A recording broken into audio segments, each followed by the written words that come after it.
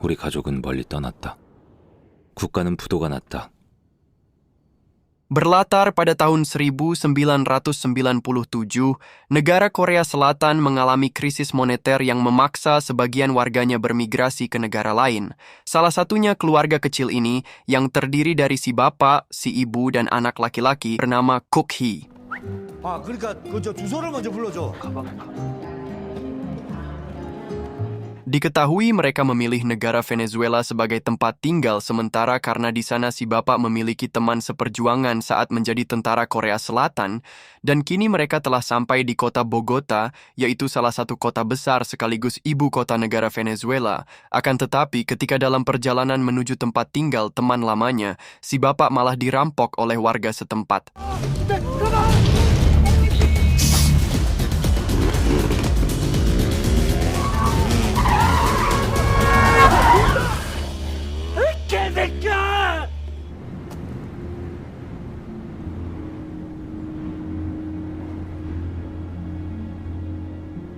Hal tersebut ternyata sudah lumrah terjadi di sana karena diketahui sebagian warga Venezuela memilih tindakan kriminal sebagai mata pencaharian mereka. Walaupun saat Kook Hee berusaha mengejar perampok tadi, dirinya malah diperingatkan oleh teman si bapak yang diketahui bernama Park. Dia juga menjelaskan bahwa tindakan yang dilakukan oleh Kook Hee tadi sangat beresiko karena hal tersebut bisa membahayakan nyawanya dan bisa membuatnya mati sia-sia. 쫓아가면 안 돼. 그러다 일 나는겨. Park sendiri diketahui berprofesi sebagai importir pakaian bekas. Dirinya memasok barang bekas ilegal dari Korea Selatan yang nantinya akan dijual lagi di negara Venezuela. Selain itu, dia juga merupakan ketua sebuah asosiasi pedagang Korea Selatan yang bermigrasi dari negara mereka. Kemudian saat Park berusaha mencari pekerjaan untuk ayah Kook Hee, si bapak malah ditolak mentah-mentah oleh manajer toko dengan alasan umurnya terlalu tua.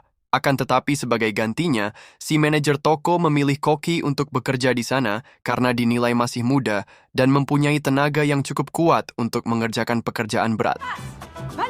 Bien de pepas. Ok, muy bien.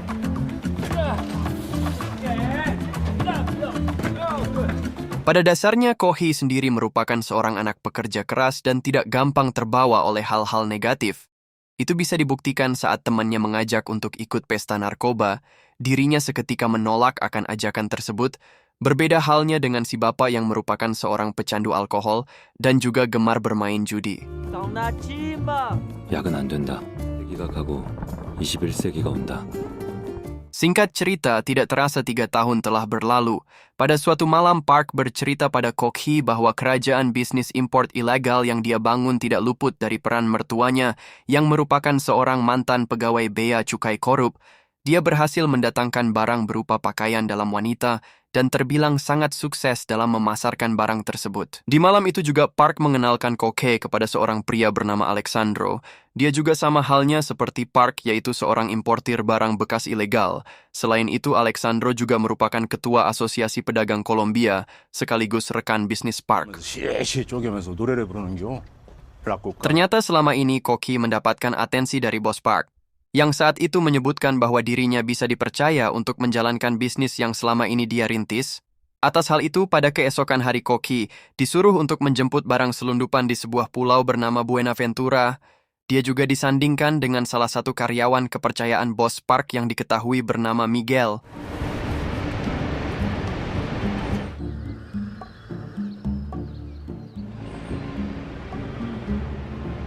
Pada malam harinya ternyata mereka berdua sudah ditunggu oleh tangan kanan bos Park bernama Soo Young. Dia berperan sebagai tukang lobi dengan para petugas bea cukai korup bermodalkan skill cocot yang dia miliki. 물론 박병준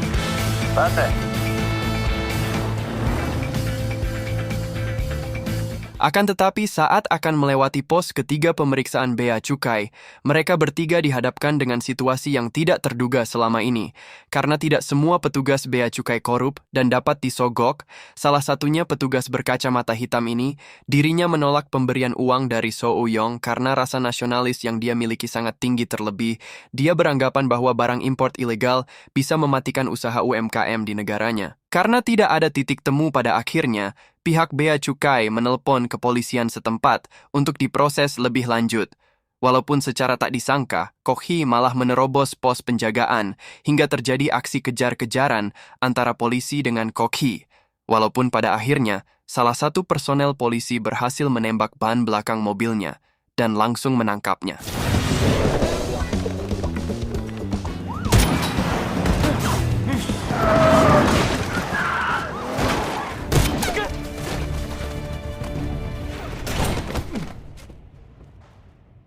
Dengan mudahnya, Bos Park bisa membebaskan Kok Hee dari penjara karena diketahui dirinya sudah dekat dengan kepala bea cukai yang diketahui bernama Carlos.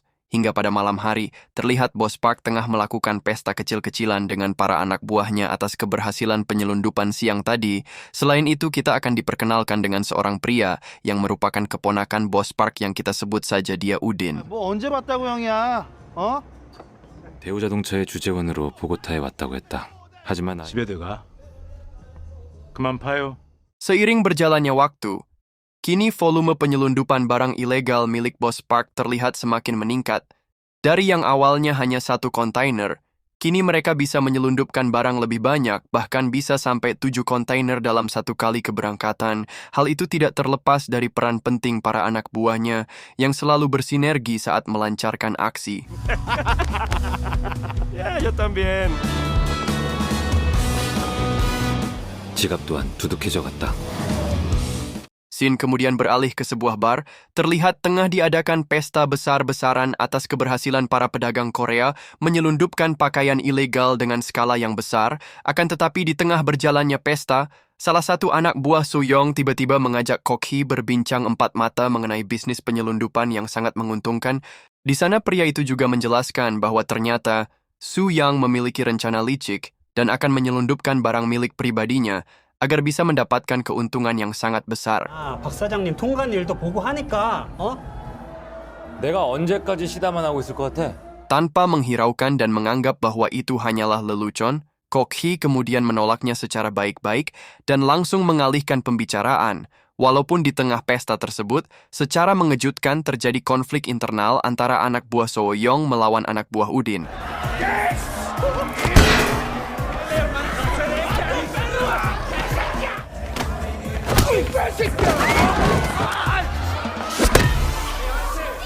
Secara tidak diduga, salah satu anak buah Soo-young ternyata memiliki sebuah senjata revolver yang umumnya hanya dimiliki oleh kepolisian di negara Kolombia. Hal tersebut tentu saja menimbulkan kecurigaan Udin terhadap Soo-young bahwa dirinya akan menggulingkan kerajaan bisnis ilegal milik pamannya, yaitu Bos Park. 그렇게 못 믿는구나. 왜 개가 되고 설쳐? Hingga pada keesokan hari, Kok Hee kemudian disuruh oleh Bos Park mengembalikan pistol milik anak buah Soo-young yang sempat dia rampas. Dia juga meminta Kok Hee untuk memata-matai Soo-young tentang kecurigaan si Udin yang membuat hari-harinya menjadi tidak tenang, dan sesampainya di tempat yang dimaksud, ternyata dugaan Udin selama ini benar-benar terjadi bahwa Soo-young berniat menyelundupkan barang berupa jaket parka dan akan memasarkannya di Kolombia. Tanpa disangka, Soo-young ternyata juga menghasut Kok Hee serta mengajaknya untuk bekerja sama dengan dalih agar Kok Hee tidak terus-menerus menjadi pesuruh Bos Park yang tidak memiliki jenjang karir dalam hidupnya. Di sana Soo-young juga menjanjikan keuntungan yang lumayan besar dan memiliki sebuah rencana saat penjemputan barang yang akan dilakukan pada esok hari. 이런 게 또 언젠가 쓸모가 있다. 다들 그렇게 부르잖아. 똥 잘 싸고 정력에 좋고 흰머리 안 나는 거야. Singkat cerita, pada keesokan hari, terlihat penjemputan barang ilegal pun tengah dilancarkan. Alih-alih berpihak pada Bos Park yang sudah mengajak keluarganya ke Kolombia, Kok Hee ternyata malah membelot dan menuruti semua perintah Soo-young untuk menyelundupkan barang miliknya, yaitu jaket parka. 잘했다. 잘했어. Berkat kejeniusan Soo-young dalam membaca permintaan pasar, jaket parka yang awalnya dikira tidak akan laku, ternyata malah kebalikannya dan berhasil menghasilkan pundi-pundi uang yang sangat besar. Selain itu, dirinya tidak jumawa dan tetap mengajak Bos Park untuk bekerja sama agar para warga Korea bisa hidup sejahtera di Kolombia. 이제 시작이다. 돈이 곧 평. 한국인들은 밀수로 물건을 들여왔듯 밀수로 Soo-young juga menepati janjinya kepada Kok Hee dirinya memberikan saham kepemilikan toko sebesar 20% atas tindakan berani Koki dalam melancarkan aksinya.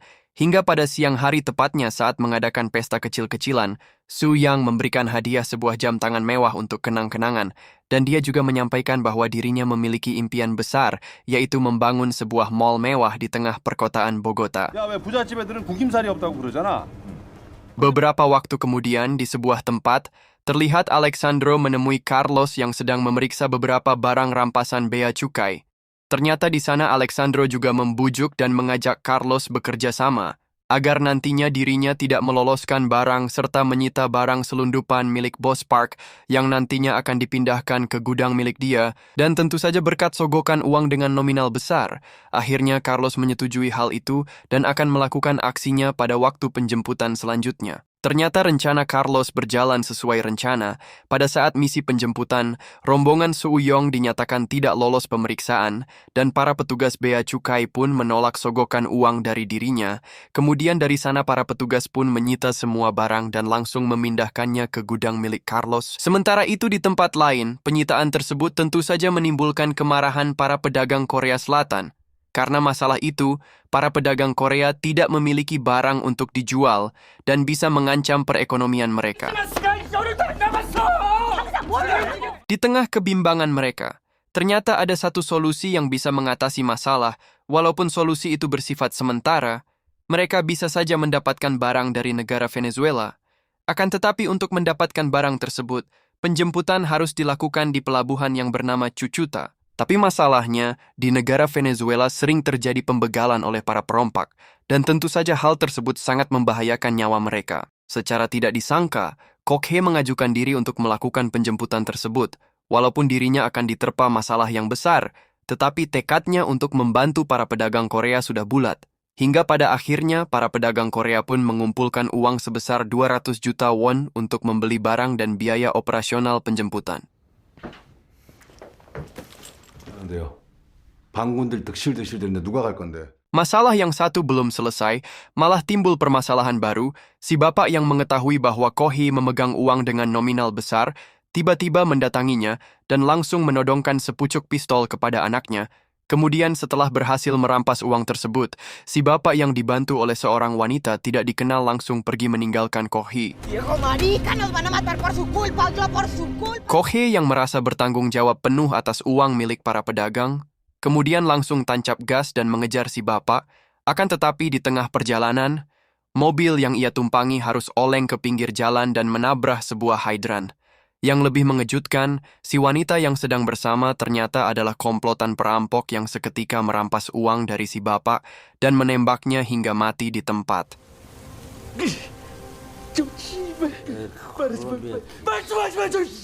Di tengah rasa bersalah serta rasa duka atas kematian ayahnya, secara kebetulan saat acara penghormatan jenazah si bapak, anak buah Soyung tiba-tiba keceplosan bahwa barang yang bea cukai rampas. Ternyata itu semua adalah ulah Alexandro. Tentu saja Kokhe yang baru saja mengetahui fakta tersebut dengan nekat langsung mendatangi gudang milik Alexandro dan berniat mengambil kembali barang milik para pedagang. Dengan menyamar sebagai utusan Alexandro untuk memindahkan barang, gudang yang sedang dijaga oleh dua orang berbadan besar itu, tiba-tiba didatangi Kokhe yang langsung menghajar satu pria dengan sebuah kunci Inggris yang dia genggam. Walaupun sempat ada perlawanan dari salah seorang temannya, tapi Kokhe bisa mengatasi hal tersebut dan langsung membawa barang dengan bantuan Miguel yang ternyata membuntutinya dari belakang.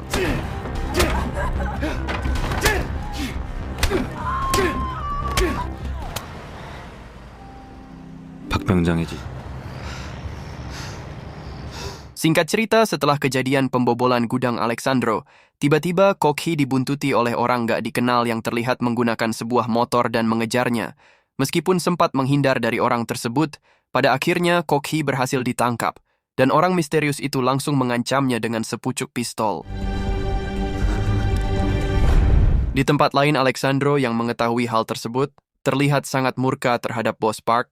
Ia mengira bahwa otak dari aksi tersebut adalah Park yang menyuruh Kokhe untuk membobol serta membunuh anak buahnya.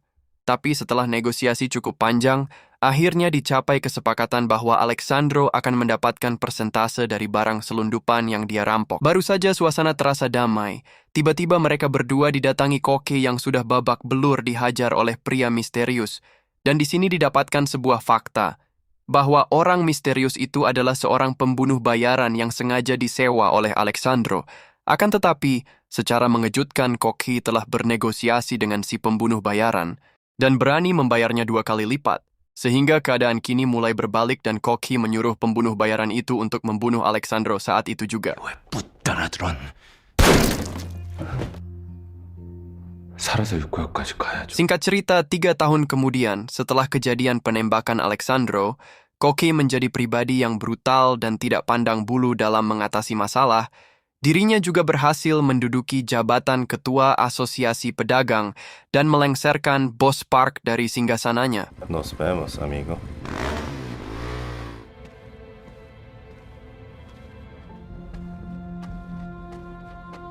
Selain itu, kini Koki mulai menjadi miliarder sekaligus mafia sadis yang menguasai pasar ilegal di Kolombia. 바뀌었어. 돈 들어갈 때가 많아 이번에는. 무슨 말인지 알아? 자, 그럼 우리 쪽에서 다시 한번 생각을 해볼게. 박 사장님, Tentu saja hal tersebut membuat Suyong merasa iri, karena dirinya dan bos park kini harus rela berada di bawah naungan Koki. Dan semua regulasi tentang penyelundupan barang ilegal sekarang harus ada izin darinya. Yang lebih mengejutkan lagi, ternyata diam-diam Suyong berencana membunuh Koki. Hal itu bisa dibuktikan saat Koki akan menaiki mobilnya. Mobil tersebut tiba-tiba meledak yang membuat Koki seketika terpental akibat ledakan tersebut.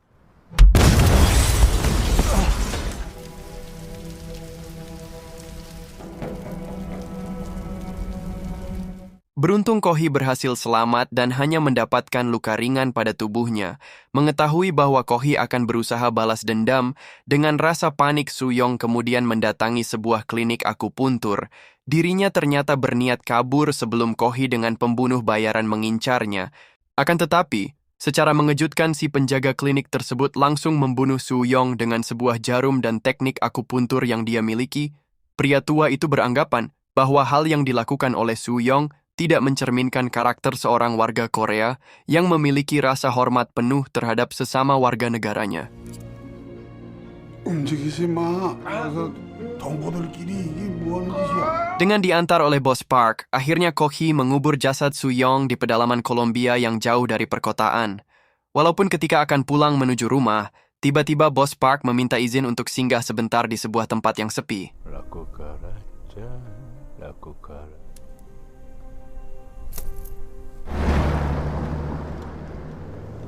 송 사장, 조기 좀 세우자. 아, 나 물 좀 빼야겠다.